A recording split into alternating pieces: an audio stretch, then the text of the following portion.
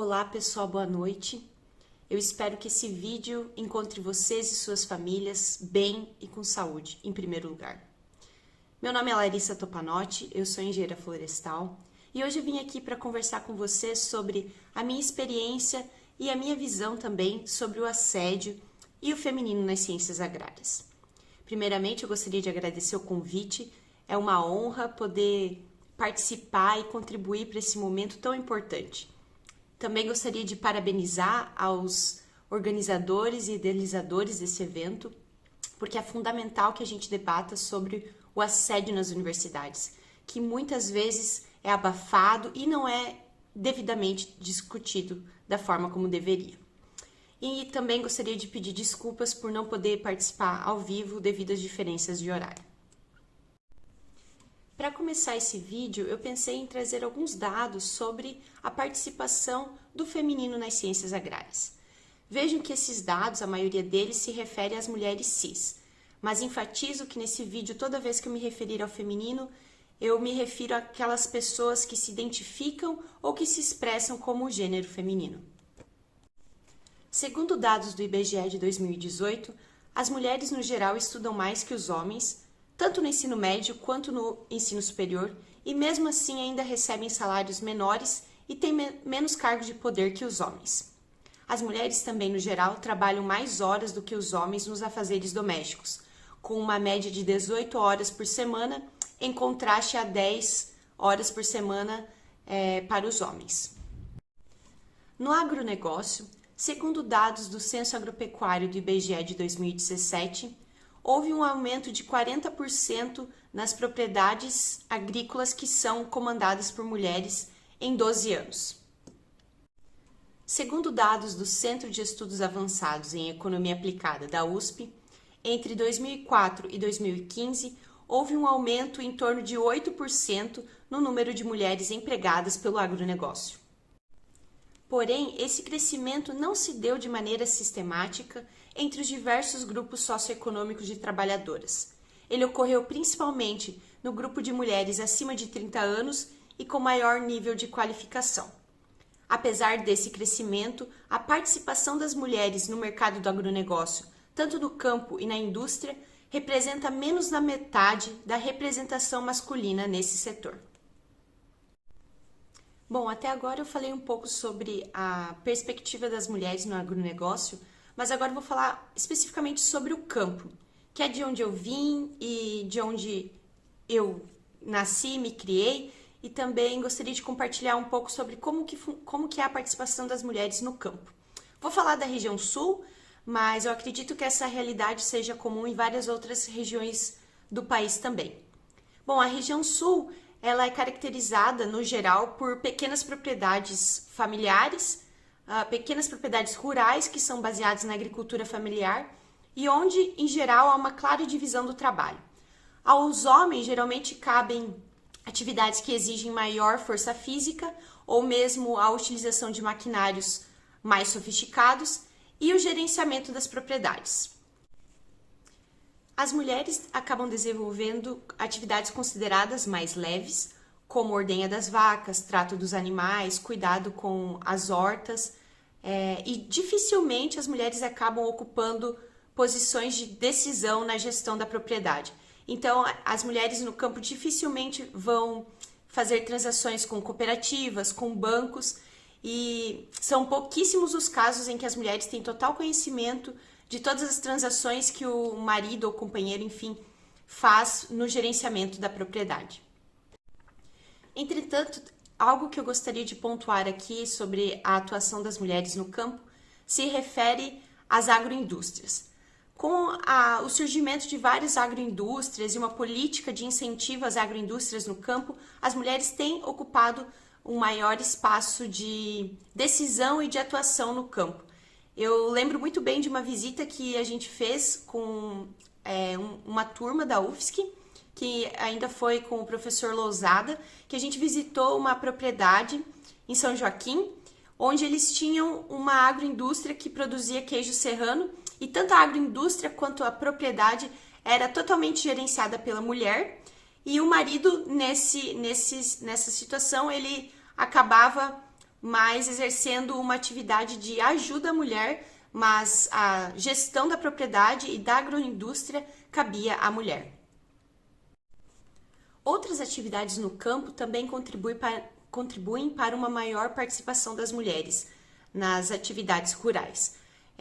Eu gostaria de pontuar aqui principalmente cursos e palestras que são ofertados por instituições de extensão rural, que permitem que as mulheres tenham acesso a vários tipos de conhecimento e que elas também se capacitem, aumentando a sua autoestima e fortalecendo a união entre as mulheres do campo, e isso contribui para uma maior participação delas nas atividades rurais.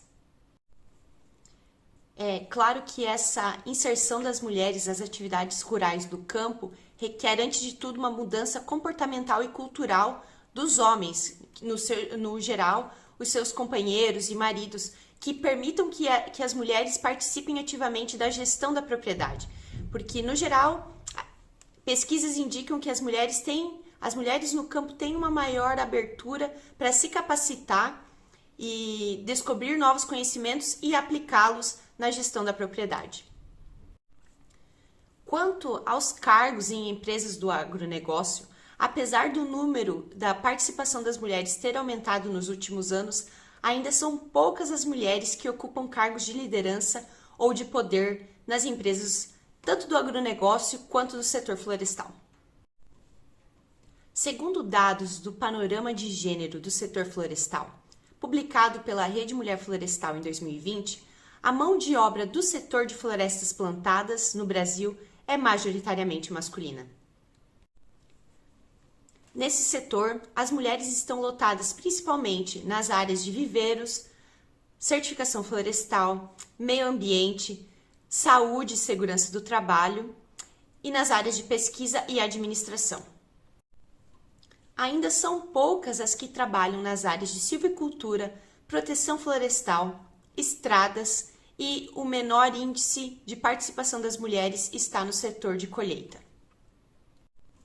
Ainda com relação aos dados divulgados por esse panorama de gênero do setor florestal, apesar da maioria das mulheres estarem em cargos administrativos, menos de 10% delas estão em cargos de direção e nenhuma está ocupando o cargo de presidência das empresas florestais consultadas.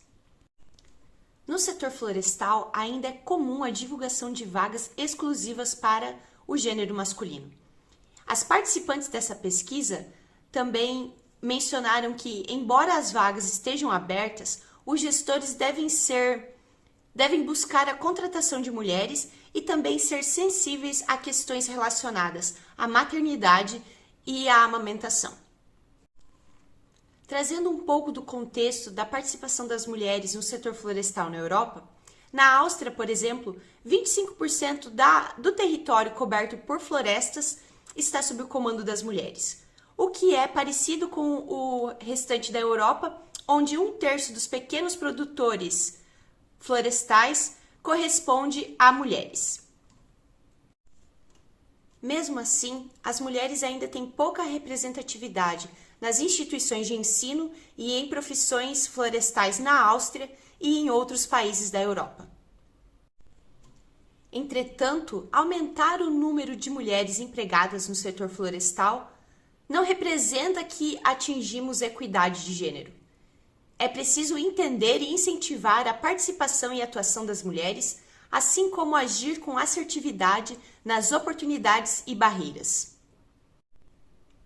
Dentro desse contexto, identificar se os lugares onde as mulheres estão inseridas são livres de discriminação ou práticas de assédio e garantir que as mulheres se sintam seguras para reportar tais casos se faz fundamental para garantir a almejada equidade de gênero. Vejam que, infelizmente, o assédio ao feminino dentro das ciências agrárias está presente em diversos outros setores da nossa sociedade, incluindo empresas, incluindo propriedades rurais e, com certeza, as nossas universidades também. São vários os relatos de assédio dentro do ambiente universitário. Por exemplo, de professores, homens, que esperam ter a presença de um homem na sala para começar a aula, ou mesmo falas do tipo: meninas não são aptas para ir a campo, meninas não deveriam estar estudando engenharia florestal ou agronomia, lugar da mulher não é no campo. Quem aí já ouviu alguma coisa do tipo?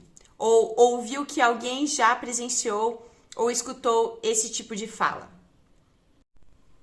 Também tem vários relatos de algumas colegas que em trabalhos a campo, às vezes têm dificuldade de passar as informações ou as instruções para a equipe de campo, porque em algum momento algum homem se sente incomodado ao receber instruções de uma mulher.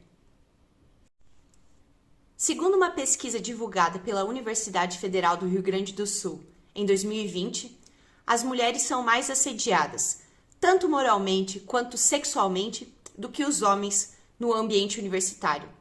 E isso se dá em todas as categorias, tanto de docentes, quanto de técnicos administrativos, quanto de estudantes. Nessa mesma pesquisa, o número de mulheres que disse ter sofrido algum tipo de assédio sexual foi 2 vezes maior do que o número de homens que reportou ter sofrido assédio sexual no ambiente universitário. Ainda, com relação ao assédio moral, os dados dessa pesquisa demonstraram que, em todas as categorias, em torno de 85% das pessoas que declararam ter sofrido algum tipo de assédio moral disseram que o assediador era um homem, seja ele professor, estudante ou técnico administrativo. Todavia, as mulheres também exercem assédio. Entre as alunas, o percentual que declarou ter sofrido algum tipo de assédio moral por uma professora, técnica administrativa ou colega estudante foi de 40%, enquanto que esse percentual subiu para 80% quando se referia à categoria dos técnicos administrativos. Com relação ao assédio sexual, em 90% dos respondentes em todas as categorias, o assediador era um homem. Já o percentual de assediadoras mulheres não correspondeu nem a 10% em todas as categorias. Os dados dessa pesquisa demonstraram também que, no geral, o assédio não é denunciado. Ainda houveram alguns casos em que o assédio moral foi denunciado, mas quando se refere aos dados de assédio sexual, a maioria não é denunciado.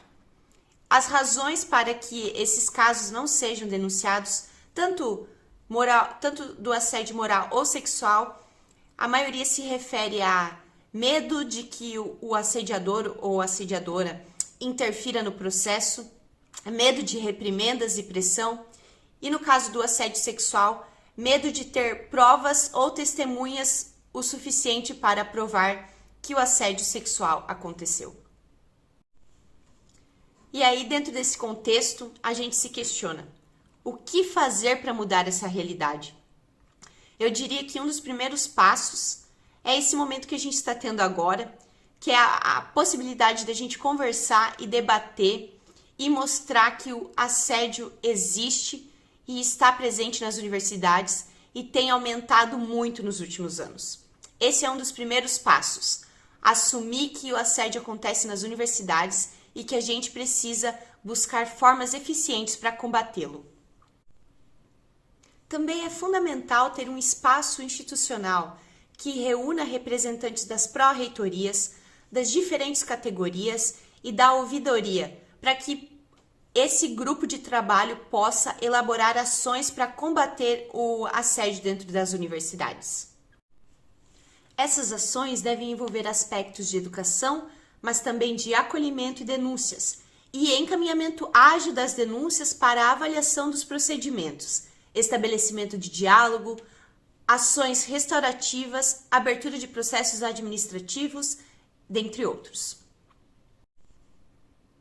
Outra iniciativa fundamental para combatermos o assédio nas universidades, na minha opinião, seria incluir palestras e cursos obrigatórios sobre o assédio no ingresso de docentes, técnicos administrativos e estudantes.